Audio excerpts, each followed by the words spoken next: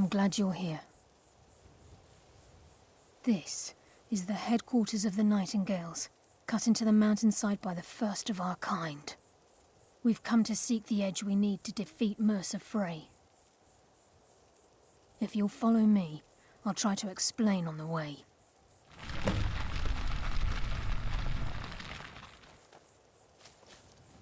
This way, please.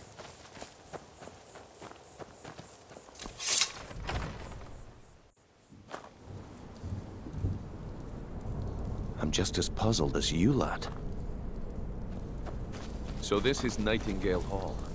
I heard about this place when I joined the guild, but I never believed it existed. The assumption that the Nightingales were just a myth was seeded within the guild on purpose. It helped divert attention from our true nature. What's wrong, Brynjolf? I can almost hear your brow furrowing. Trying to understand why I'm here, lass. I'm no priest, and I'm certainly not religious. Why pick me? This isn't about religion, Brynjolf. It's business. It's just ahead. Please, keep following.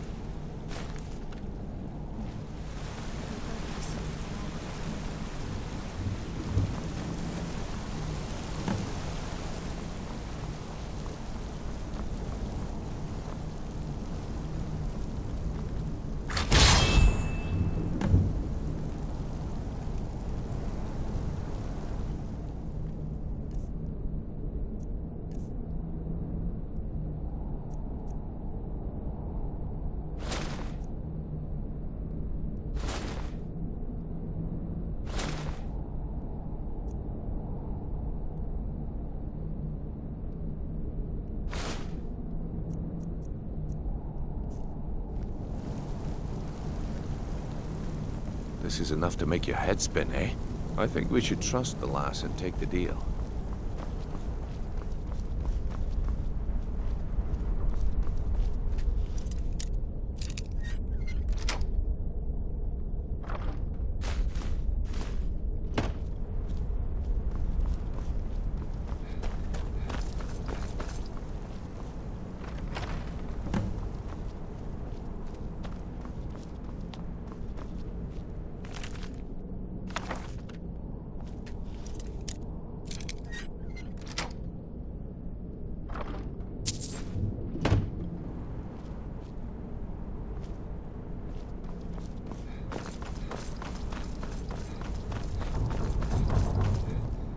You appear ready for the oath.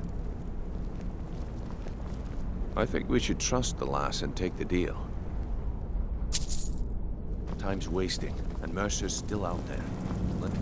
Okay, lass, we've got these get-ups on. Now what? Beyond this gate is the first step in becoming a Nightingale. Whoa there, lass. I appreciate the armor, but becoming a Nightingale? That was never discussed. To hold any hope of defeating Mercer, we must have Nocturnal at our backs. If she's to accept you as one of her own, an arrangement must be struck. What sort of arrangement? I need to know the terms. The terms are quite simple, Brynjolf. Nocturnal will allow you to become a Nightingale and use your abilities for whatever you wish. And in return, both in life and in death, you must serve as a guardian of the Twilight Sepulchre. Aye. There's always a catch. But at this point, I suppose there isn't much to lose. If it means the end of Mercer Frey, you can count me in. What about you? Are you ready to transact the oath with Nocturnal? By transacting the oath with Nocturnal, you're entering into a business deal. You'll be provided all of the power and knowledge befitting a Nightingale. You're free to use those powers as you see fit, to further your own goals, or the goals of the Thieves' Guild. In return, you'll be required to defend the Twilight Sepulchre and everything within when the need arises. More importantly, upon your death, your spirit will be bound to the Twilight Sepulchre as one of its guardians. Once the oath has been struck, the terms are binding. Knowing this, are you ready to undergo the ceremony? Good. After I open the to make gate, your head spin, please eh? stand on the western circle. We'll speak when the oath is complete.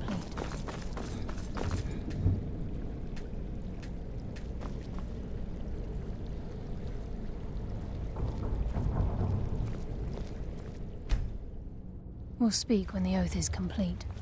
This is enough to make your head spin, eh? We'll speak when the oath is complete.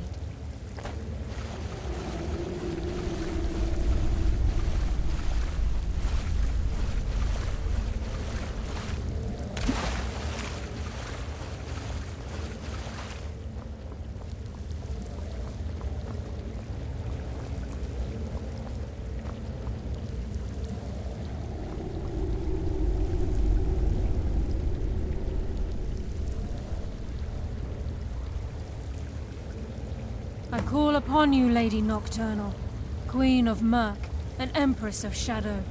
Hear my voice. Ah, Carlia. I was wondering when I'd hear from you again. Lose something, did we? My lady, I've come before you to throw myself upon your mercy and to accept responsibility for my failure. You're already mine, Carlia. Your terms were struck long ago. What could you possibly offer me now? I have two others that wish to transact the oath, to serve you both in life and in death. You surprise me, Carlia. This offer is definitely weighted in my favor. My appetite for Mercer's demise exceeds my craving for wealth, Your Grace. Revenge. How interesting. Very well. The conditions are acceptable. You may proceed. Lady Nocturnal, we accept your terms.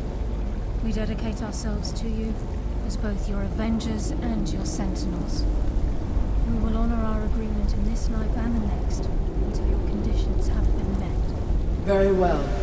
I name your initiates Nightingale, and I restore your status to the same, Carlisle. And in the future, I'd suggest you refrain from disappointing me again.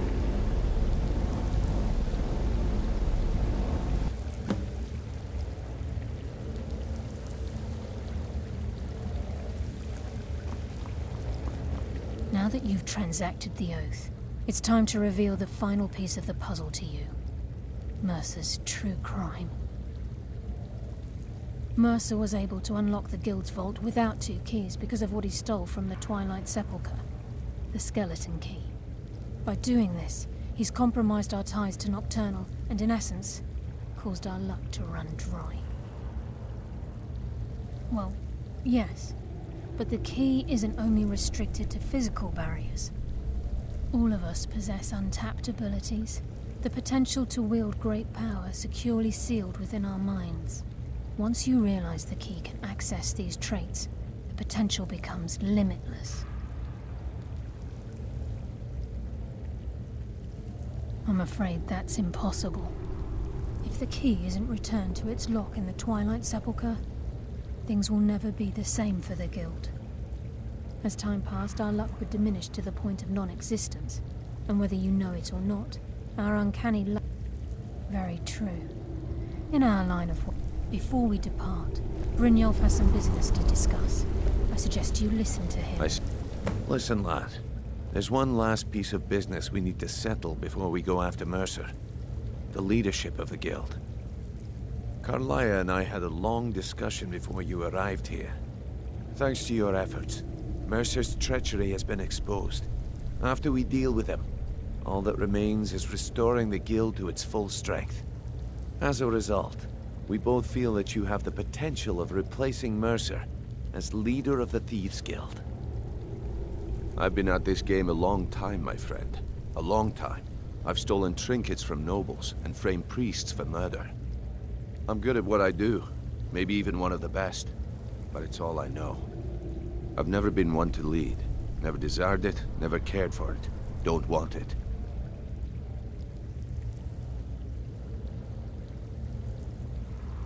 Look. And now they know Mercer never genuinely I can't think of anyone better. Well, we have a bit of an errand to run before your coronation, so don't get sentimental on me now. Then it's decided. When this is all over and Delvin's contacts assure me that we've regained our footing in Skyrim, we'll handle the details. Until then, we have quite the task ahead. I've been poring over the plans you brought us, and I'm convinced the eyes of the Falmer are in the Dwarven ruins at Erkenthand. Carlia and I will meet you there. Prepare yourself, lad. This will be a fight to remember.